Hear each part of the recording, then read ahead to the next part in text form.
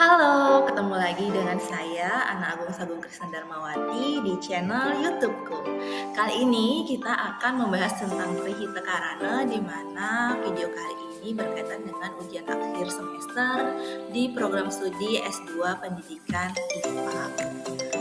Kita langsung lanjut aja, adapun soal dari UAS yang akan kita bahas di video ini. Yang pertama, apa yang Anda ketahui dengan konsep Trihita Karana?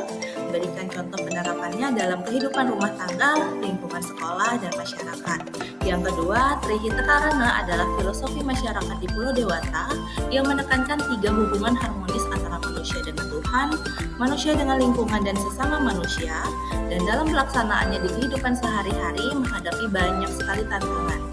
Sehingga soalnya jelaskan tantangan yang Anda temui dan berikan solusi untuk mengatasinya.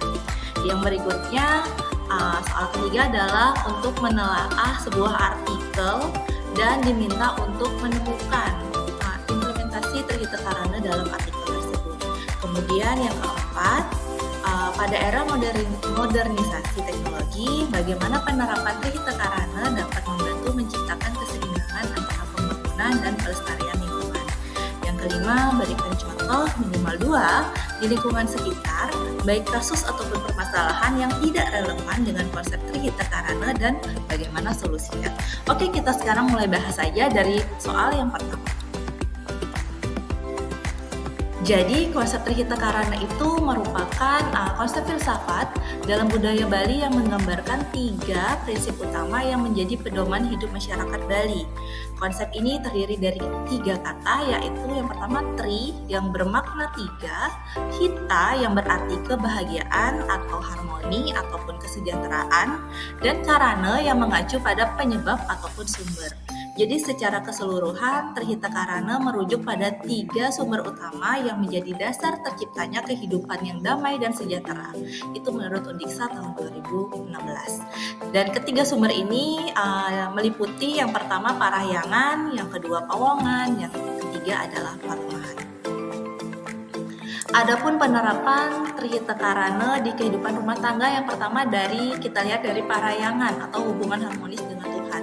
Penerapannya dalam rumah tangga ini bisa saja dimulai dari hal yang sederhana, misalnya dengan berdoa sebelum melakukan aktivitas, berdoa sebelum makan, membersihkan tempat ibadah di rumah masing-masing. Itu adalah salah satu penerapan Parahyangan di rumah atau kehidupan rumah tangga. Kemudian penerapan Pawongan atau hubungan harmonis dengan sesama manusia di rumah.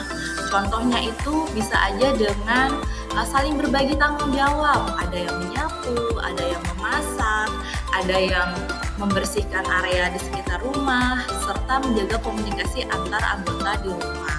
Kemudian penerapan Palemahan atau hubungan harmonis dengan alam di sekitar rumah itu bisa dilaksanakan dengan membuat rumah yang asri. Jadi menanam pohon di rumah, tidak beton semua rumahnya ya, jadi bisa menjaga lingkungan sekitar rumah. Yang berikutnya penerapan Trihita Karana di lingkungan sekolah. Yang pertama dari sisi Parahyangannya dan hubungan dengan Tuhannya. Bisa dimulai dengan berdoa sebelum memulai pembelajaran. Jadi kalau di Bali itu biasanya ada trisanje sebelum memulai pembelajaran, ataupun memberikan akses penuh kepada umat beragama lain, misalnya agama Islam, untuk melakukan sholat di jam sholatnya. Jadi di sekolah bisa menyediakan takmesana ataupun musola ataupun tempat ibadah lain agar siswa ataupun guru yang ada di lingkungan sekolah bisa melaksanakan ibadahnya.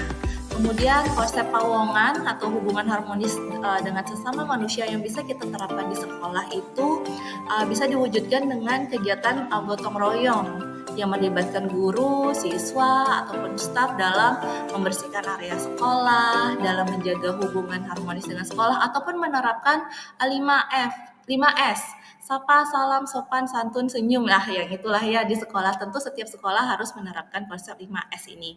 Dan konsep 5S ini memang sudah sangat lekat sekali dengan penerapan Trihita Karana di bagian Pawongan.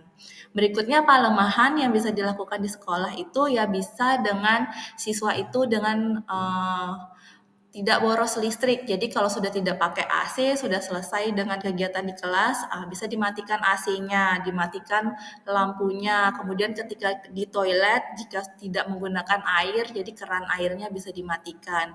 Bisa juga dengan melakukan penanaman di lingkungan sekolah dari tanaman yang bunga-bungaan ataupun buah-buahan, dan itu dijaga dan dirawat sehingga sekolahnya bisa tetap asri.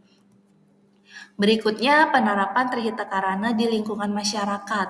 Kalau dari sisi pawongan bisa dilihat dari kegiatan antar umat beragama yang harmonis. Misalnya di lingkungan itu ada musola, ada pura, atau ada balai banjar. Nah, hubungan yang seperti itu dijaga tempatnya. Jadi sama-sama menjaga hubungan satu sama lain. Kemudian bisa melakukan upacara di ketika hari raya besar setiap umat beragama. Kemudian pawongannya ya bisa dengan kegiatan membersihkan lingkungan sekitar atau melaksanakan musyawarah di setiap kali mengambil keputusan untuk masyarakat. Misalnya di Bali ada Balai Banjar, jadi ada yang namanya sangkep atau rapat. Jadi rapat itu bisa dilakukan dengan musyawarah. Tujuannya tetap menjaga hubungan harmonis antar masyarakat di sekitar adat tersebut. Kemudian untuk pelemahannya ini bisa dengan reboisasi atau mungkin mengadakan minggu bersih. Jadi setiap minggu masyarakat sekitar mengadakan acara bersih-bersih di lingkungannya, seperti itu. Nah, kita lanjut ke soal yang kedua, apa sih tantangan dan solusi dari penerapan Trihita Karana ini? Nah, tantangan yang dihadapi saat ini terjadi itu lebih besar karena era globalisasi dan perkembangan teknologi yang semakin pesat. Jadi generasi muda Bali yang terpapar dengan globalisasi melalui media sosial ataupun teknologi seringkali mulai meninggalkan nilai-nilai tradisional Bali. Mereka itu lebih tertarik pada gaya hidup yang modern yang mengutamakan kebebasan individu dan konsumerisme yang akhirnya mengurangi partisipasi mereka dalam upacara adat dan dalam kegiatan agama. Jadi masyarakat generasi sekarang ya lebih tepatnya sudah jarang banget terlihat kumpul ke Banjar, mau nyepi misal bikin ogoh-ogoh. Nah, yang bikin ogoh-ogoh ini mulai sedikit sekali berbeda dengan dulu. Jadi tantangan saat ini untuk konsep Trihita Karana itu ya karena pengaruh globalisasi. Mungkin lebih enak nongkrong sama teman di luar atau main game di rumahnya sehingga jarang sekali mengikuti kegiatan adat di Banjarnya. Nah, untuk mengatasi permasalahan ini diperlukan adanya integrasi antara tradisi dengan teknologi. Pendidikan adat dan agama Bali dapat diintegrasikan dengan teknologi modern seperti menggunakan media sosial dan aplikasi untuk menyebarkan informasi tentang pentingnya menjaga tradisi dan agama Hindu atau agama di Bali. Misalnya dulu kalau mau manggil orang kan pakai kulkul ya, kalau sekarang bisa lewat WA. Jadi diintegrasikan antara teknologi dan adatnya. Kemudian bisa juga dengan dimulai dari di sekolah. Jadi sekolah-sekolah di Bali dapat memperkuat kurikulumnya dengan pendidikan karakter yang mengajarkan atau langsung menanamkan tentang penerapan Trihita Karana. Misalnya dalam kurikulum ada kegiatan ekstrakurikuler yang ada hubungannya dengan kegiatan di Banjar. Misalnya ada ekstrakurikuler menggambel atau seni tari. Kemudian di Banjarnya dari sekolahnya ikut nari, nanti di Banjarnya menampilkan pentas seni seperti itu. Jadi ada integrasi antara kegiatan sekolah dengan kegiatan dengan adat di lingkungan sekolahnya. Kemudian soal nomor 3 kita akan menelaah sebuah artikel di mana artikel ini ditulis oleh Ana Agung Gede Bagus Udayana tahun 2021 dengan judul artikel Implementation Model of the Trihita Karana Concept in the Media Promotion of Tourists in Bali, Indonesia. Jadi dalam artikel itu dijelaskan konsep Trihita Karana yang merujuk pada ya yang tadi menjaga keharmonisan dengan Tuhan, sesama manusia, dan lingkungan. Nah, dalam penerapannya pada media promosi, konsep Trihita Karana difokuskan pada unsur desain komunikasi visualnya seperti ilustrasinya, teksnya, warnanya, sehingga bisa mencerminkan konsep Trihita Karana. Kemudian pesatnya perkembangan ilmu pengetahuan dan pertumbuhan sektor pariwisata ini akan mempengaruhi cara pelaku pariwisata dalam menjalankan kegiatan promosi. Sehingga demi meningkatkan efektivitas promosi, konsep Trihita Karana Karana dianggap sangat penting untuk diintegrasikan ke dalam media promosi agar pariwisata Bali ini dapat dikelola dengan baik. Karena kita ketahui bahwa Bali ini dikenal dengan budayanya. Jadi konsep Trihita Karana ini benar-benar bisa digunakan dalam media promosi karena menjaga identitas budaya Bali. Kemudian konsep Trihita Karana dalam desain promosi ini jika kita bagi antara 3 konsep Trihita Karana tuh, kalau yang pertama dari sisi parayangannya itu dengan tidak menampilkan unsur-unsur yang bertentangan dengan nilai agama dan bertanggung jawab terhadap desain yang dibuat. Jadi desainnya itu bukan wujud plagiarisme, kemudian tidak bertentangan dengan nilai agama. Misal kalau di Bali itu ada yang namanya sukle. Nah, jadi promosinya tetap ada unsur keagamaannya. Kemudian kalau dari sisi pawongan, unsur desain yang ditunjukkan itu diharapkan mampu membina hubungan baik antar manusia dan tidak menimbulkan konflik baik individu ataupun kelompok. Tentu juga tidak bertentangan dengan etika dan desain tidak mengubah perilaku manusia yang baik menjadi kurang baik. Misalnya pada iklan rokok tidak memperlihatkan orang yang sedang merokok, biarin aja iklan rokoknya rokok aja. Jadi desain dalam iklan itu tidak memperlihatkan orang sedang merokok ataupun mengajak orang sedang merokok. Jadi itu hubungan pawongannya tetap dijaga. Kemudian dari sisi palemahan adalah elemen desain yang dapat ditampilkan dengan menumbuhkan atau mengajak kita untuk mencintai lingkungan. Jadi misalnya dengan media promosi, satu orang menanam satu pohon dan media promosi yang lainnya. Kemudian idealnya konsep Trihita Karana dapat ditampilkan dalam promosi pariwisata dengan menampilkan gambar atau foto yang memperlihatkan hubungan manusia dengan Tuhan, manusia dengan manusia, dan manusia dengan alam. Media promosi pariwisata Bali yang menarik dapat dibuat berorientasi pada konsep Trihita Karana, dalam hal ini mengacu pada pasal 1 angka 5 Undang-Undang Republik Indonesia nomor 10 tahun 2009 tentang kepariwisataan. Jadi media promosi tentang Trihita Karana sebenarnya sudah ada di peraturan undang-undang, tinggal mengacu ke sana aja. Seperti apa implementasinya? Jadi dalam artikel tersebut penulis sudah memberikan beberapa contoh. Di sini saya mengulas satu contoh. Jadi dalam artikel tersebut penulis memberikan contoh media promosi seperti yang ditampilkan dalam gambar. Jadi dalam gambar tersebut ada kegiatan ritual yang bertujuan untuk membangun hubungan harmonis dengan Tuhan. Jadi bisa dilihat ada parayangannya di situ, ada iring-iringan Tuhannya dalam agama Hindu. Selain itu, lokasi kegiatan dalam gambar tersebut itu di laut atau di pantai, sehingga bisa kita menunjukkan hubungan harmonis dengan alam, palemahannya, serta terdapat iring-iringan jadi saling gotong royong antar manusia yang di sana untuk mengangkut atau membawa iring-iringan Tuhan lah ya. Kalau dalam bahasa Bali itu betare, itu mencerminkan hubungan yang baik antar sesama manusia karena dilihat dari sisi gotong royongnya. Kemudian artikel tersebut juga memberikan rekomendasi agar pelaku pariwisata memadukan Trihita Karana secara konsisten dalam desain komunikasi visual untuk menciptakan promosi yang berkelanjutan dan memperkuat citra di Bali. Sehingga konsep ini dinilai relevan tidak hanya secara lokal tetapi juga sebagai model yang bisa diadaptasi dalam skala internasional untuk menjaga keberlanjutan budaya dan lingkungan. Kita lanjut ke soal yang keempat, Trihita Karana dalam menciptakan keseimbangan di era modernisasi. Jadi, Trihita Karana ini dapat menjadi pedoman yang relevan untuk memastikan bahwa pembangunan tidak hanya berfokus pada aspek ekonomi dan teknologi, tetapi juga memperhatikan kelestarian alam dan keharmonisan sosial.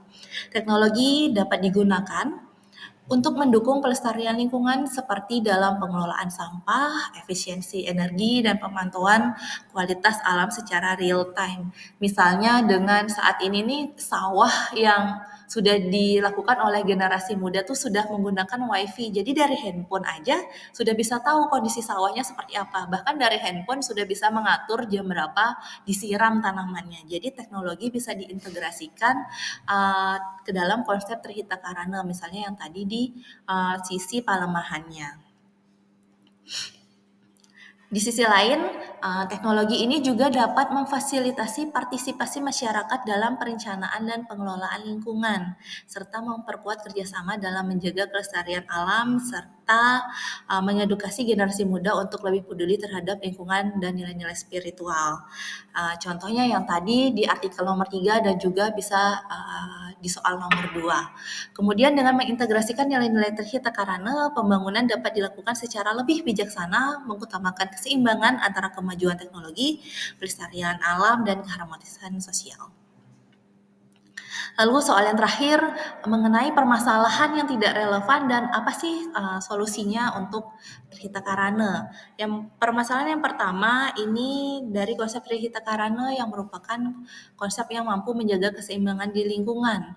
Namun pada penerapannya saat ini terdapat beberapa permasalahan terjadi, misalnya yang terjadi belakangan ini di Bali yaitu overtourism.